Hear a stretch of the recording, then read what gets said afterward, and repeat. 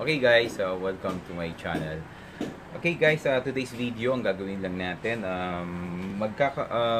magdo-do it yourself ako ng DIY, no? DIY ng UPVC window. Okay. Kasi wala yung mga tao ko, so papaliwanag ko kung paano 'to ginagawa. Ito yung sample ng mga ginagawa namin. So, ito yung sliding door. Ito yung screen niya, tapos ito yung pinaka sliding door niya. So, ang maganda rito guys sa UPVC window.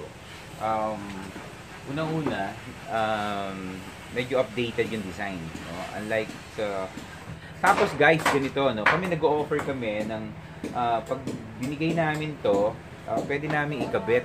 So kami rin nag-i-install yung mga tao ko din, ano. So yung nangyayari, dumodoble yung presyo.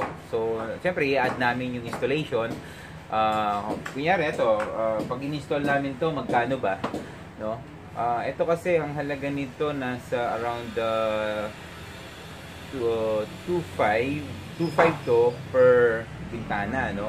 Pero pag in-install, mag-additional kami ng 500 pesos. So, eto ganito kalaki, no? 500 pesos. Pero pagka lumalaki, siyempre lumalaki din guys yung yung gastos, no? So, 'yun, magiging 3,000 pesos, okay?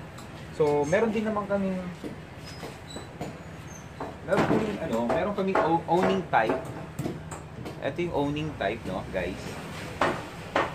Yan, owning type. So, ito yung pang CR to guys, no? Pang CR. So, ayan, owning type to guys. Ngayon, ang presyo nito, ganito kalaki, ganun din, 2.5 plus 500. Pero, kung makikita mo, mas maliit siya, di ba? Ang mahal dito kasi guys, yung mechanism niya. Ayun, yung mechanism niya.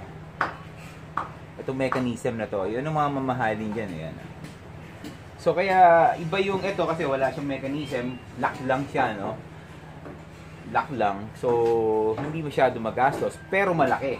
Ito maliit, pero kasing niya rin, kasing halaga rin niya. So ito another 2.5 plus 500 installation, so that is 3,000 pesos. So guys, ipapakita ko lang naman sa video na to, ipapakita ko lang kung paano siya dumidikit, no? So meron ako ditong machine. Maingay guys. So meron akong machine dito guys na papakita ko lang dito kung paano natin to i-melt, no? Tapos mag-joint na siya. Okay guys, samahan niyo ako at papakita ko papakita ko lang tong ating video na kung paano ididikit dito sa aking machine. Ito yung machine ko guys. So ayan.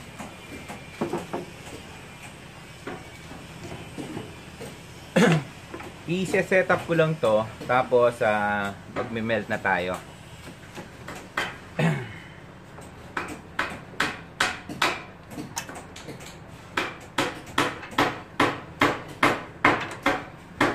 Kaya nagme-melt to guys kasi nga siya, plastic nga siya. So nagme-melt siya para siya magdikit, no?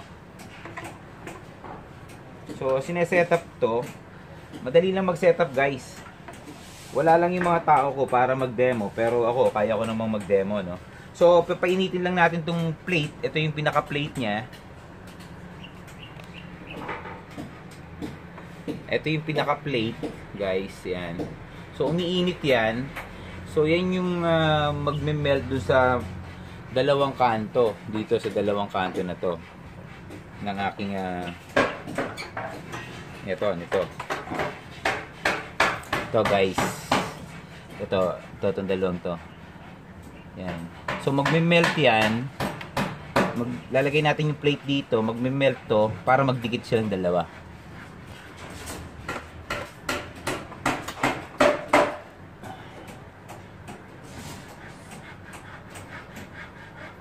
Hintayin lang natin kasi itong indicator kailangan mamula siya bago natin Isa lang dito, no, guys. So, antay-antay lang tayo.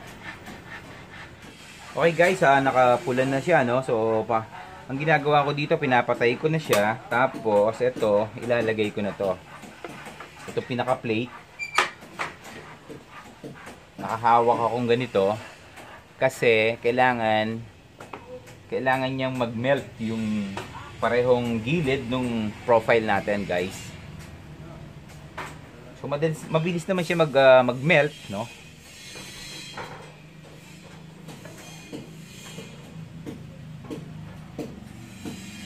So, kailangan, guys, melt na melt para tatanggalin na natin. Then, didikit na natin, guys. Yun, ganun na kasimple yun. So, mamaya, siguro mga 5 minutes, no? Tatanggalin to, or ako kasi nagsisigurado ako, no, na medyo matagal para talagang hindi naghihiwalay. Kasi yung minsan nagagawa namin pag nagmamadali kami, naghihiwalay siya kasi hindi nga siya nakadikit masyado, no. So yan, guys, ganun lang kasimple, no. Siguro mga ilang minuto lang, tatanggalin ko na to. Tapos ito na yung mga yung mga ginawa namin. Ito na siya. Ayan. So, nakadikit na siyang ganito.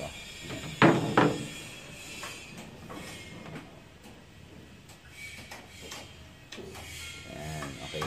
So, ang gagawin nyo lang dito, mamaya, lilinisin na lang. No? Lilinisin to. Ito, i-grind yung mga labis-labis na plastic, no? So, ito yung sliding, guys. Lalagyan na namin ng salamin. So, ayan. So guys, stay tuned lang kayo. Mamaya papakita ko pa yung iba at kung paano pa natin ito mabubuo hanggang sa installation. Okay guys, bye!